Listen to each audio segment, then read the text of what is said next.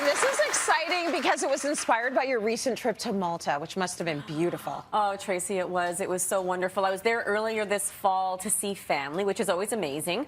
But it's so inspiring to travel again, right? Yes. It's so inspiring. So just seeing a different landscape and the modern and ancient architecture, the doors, the tiles, like there's just so much to see. And the walls, like ancient 100,000-year-old stone walls. I mean, it's just something incredible for us. Well, what's so cool is you love the walls so much that you took a picture again in the same spot. Tell us about this story. I did. Okay, so I never forget a wall. I'm not joking. So I was standing in Valletta with my cousin and my son, and we were waiting to get into a restaurant, and I was like, I have been here before. I have seen this wall. And they're like, sure, my son, sure, Mom, you've seen every wall. I'm like, no, I swear. And I went back in my iPhone and I found 2016 when I was in Malta last, and I was like, lo and behold, there's me standing against that wall that we were staring at. So, of course, we had to recreate the picture and have 6 years later. But it's so true. Like, there's just something about that that's so memorable for me. I love it. Well, I like the fact that Mom was right in this instance. Thank you. She knew that wall, that was the wall, which is beautiful. And this is also what inspired your set. It absolutely did. I really wanted to bring the beauty and warmth of that Maltese limestone wall here to our set. And of course, you know, I've got the beautiful colors of the warm limestone, but then with some gorgeous furniture from Castle Life, I was able to kind of also recreate the vibe of the landscape. There's not a lot of color in Malta. Okay. It's very warm and wild, lots of warm green, the prickly pears, and again, the warmth. I loved how there's a bit of a sheen to this marble table, and then also the metal. The metal is very sort of warm, coppery metal, so very rusty. So again, there's something very comforting about bringing those memories to our home, wherever you travel. So very natural. A lot of the colors, very natural color palette, and I love this chair because it swivels. Isn't it great? It's so good. Okay, so let's talk about recreating that whole idea of a textured wall in our space. There are sort of more permanent things you can do to get that look. There absolutely are, and those permanent textured walls are really in style again right now. Like I'm seeing them everywhere in magazines, in homes, certainly in Europe, but also in the North American magazines and the Canadian ones especially. We're seeing a lot of Venetian plaster and lime wash. So I wanted to show some of those. Venetian plaster, it's actually, like, this is centuries old. It goes in and out of trend, obviously, but it's centuries old. And when you put this beautiful, it's like layers, troweled layers of like a limestone putty, and then you get that polished finish. So it's quite beautiful.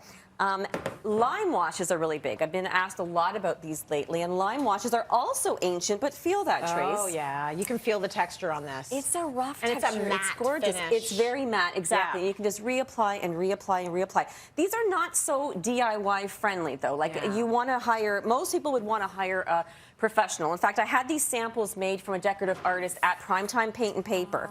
So you want to think about that because they're permanent. This is a lime wash in a different pigment, just to show you that you can pigment it and have some other colors as well. But again, you want to think about it before you apply it to your wall because it's very permanent. Okay, so let's say we're looking for something a little bit less permanent. What options are there? I have got wallpaper, Tracy. Ooh. Wallpaper. This is paintable. Feel that?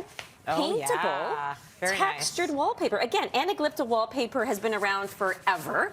And this is just a really great way to put texture on the wall, paint it, emphasize the texture even more with a wash. But again, in a few years, if you don't like it, you can take the wallpaper off the wall. Okay, so it's much easier to take the wallpaper off the walls these days. It's not like, Exactly. back in the days? If you do the proper prep on the wall before, it's much easier than it was 30 years ago. I think I'm into paint because my parents, I thought, were going to get divorced wallpapering when I was a kid. So I'm like, I'm afraid of it. But I would be scared of it too, between that and building furniture. Like, I don't know. Is your marriage going to make it? Exactly. Okay, so finally, the least permanent option. As you say, you like to stick with paint. I like to stick with paint because I love the look of textured walls in your house and your house. But I just don't think I want to change things more often. So it's important for me. So I created this look of texture with just flat paint. So let's talk about that. So I've got a base coat. It's actually pretty simple. I'm using 3 colors. A little time consuming, but a DIYer could do it. I'm going to put my first coat on. I always start with the darker color first.